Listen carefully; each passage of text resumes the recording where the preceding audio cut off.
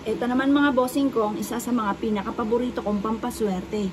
Ito pa mga bossing ko ay ang asin. Ang asin mga bossing ko ay mabisang pang-cleansing ng kapaligiran ng ating tahanan at maging ang ating negosyo. Kaya kung ito'y may negosyo, huwag na huwag kang magpapawala ng asin. Baka sabihin ninyo, ayan, ayoko ng ganyan kasi maalat yan.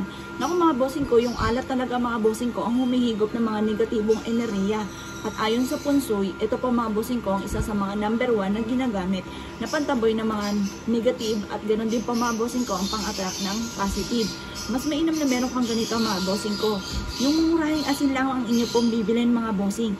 Kasi ang asin mga bossing ko na mahal ay baka mapaaray pa ang inyo pong bulsa dahil mahal po ito yung mga iodized. Pero kahit mga simpleng asin lamang, okay na po yan at napakaswerte na po niyan mga bossing. Ngayon po mga bossing, ito yung ating asin. Sa unang sabakan mga bossing ko, kahit mainit ngayon mga bossing ko, yan po mga bossing ko ay matutunaw, lalo-lalo na at marami po yan nahigop na negatibong enerhiya. Pero mga bossing ko, pinagtiyagaan ko po ito mga bossing ko dahil mumurahin lang naman ang aking ginamit. Yung mga nabibilang sa baketa mga bossing, yung 20 pesos ang takal, 10 piso at 50. Napakarami na po noon mga bossing.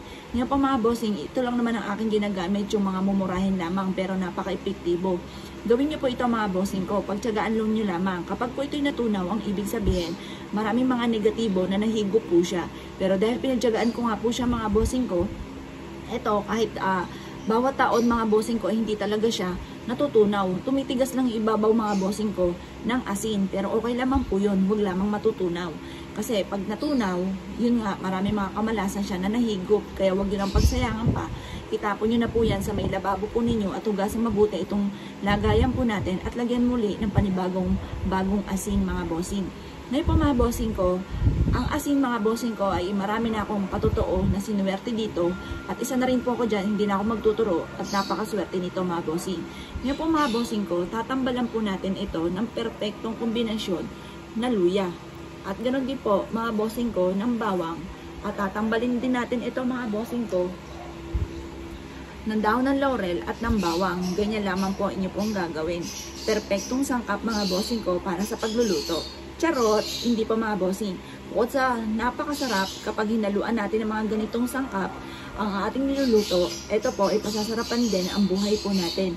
Ang buhay po natin, kung ikaw po ay napakamasalimuot, ang buhay ninyo sa ngayon at ang dami mga pagsubok na pinagdadaanan, gamitan nyo po ito mga bossing ko ng ganitong mga pamamaraan. Simple at napaka-epektibo po nito. Pumunta ka po mga bossing ko sa aming tahanan at makakakita ka ng ganito sa aming hapagkainan. Marami na ako mga bossing na pumasyali sa amin na iyan po ang nakikita. At tunay naman na napakaswerte mga bossing. At lalo ko sinisipagan at nagtsatsaga talaga ako. Kasi wala naman pong isang click lamang ikaw po ay may pera na. Talagang magtsatsaga ka. At kahit pag ikaw ay meron na, kailangan kayod pa rin ang kayod mga bossing. Huwag kang titigil. Ngayon pa mga bossing ko, ganun mga bossing ko para matupad ka agad ang mga pinapangarap. Gamitin natin ang mga ganitong mga pamamaraan. Ito po mga bossing ko, ang bawang ay isa sa mga blockbuster at pinaniniwalaan na napakaswerte. Yan po ay hihigop ng mga positibo at magtataboy ng mga negatibo. Ang dahon ng laurel ay for only wishes mga bossing. At ganoon din po mga bossing ko ang ating luya na mentras po siyang natutuyo ay mentras po siya na nagiging maswerte lalo na sa pera. Kung hindi ka makaipon ng pera, gamitan niyo po ito ng luya. Kapag ang bawang natin mga bossing ko ay tuyo na, isilin niyo po yan kasi minsan malambot na po siya, wala na po yun. Kaya kailangan mga bossing ko, laging fresh ang ating bawang. Pag pinsil nyo po yan mga bossing ko, at malambot na, itapon nyo lamang. Pero kung matigas pa po siya, pero natunaw ang asin, hugasan nyo lamang po itong 3 sangkap na ito at asin lang ang inyong papalitan. Kapag naman po, natunaw na po ito, ang asin at ang ating luya ay natuyo. Pag ang luya mga bossing ko ay natuyo, yan po ay masulit na maswerte.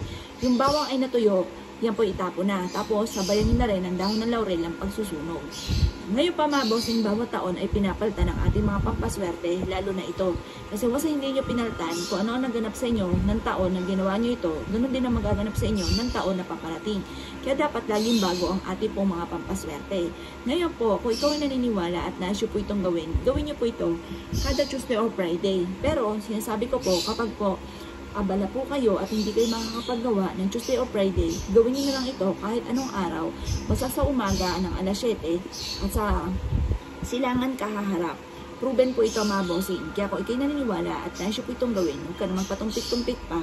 Kung nais ninyo na maka-attract ng swerte ng maraming pera, ay subukan nyo na po ito. Kaya kung ikay naniniwala at nais po itong gawin, good luck po sa inyo po lahat.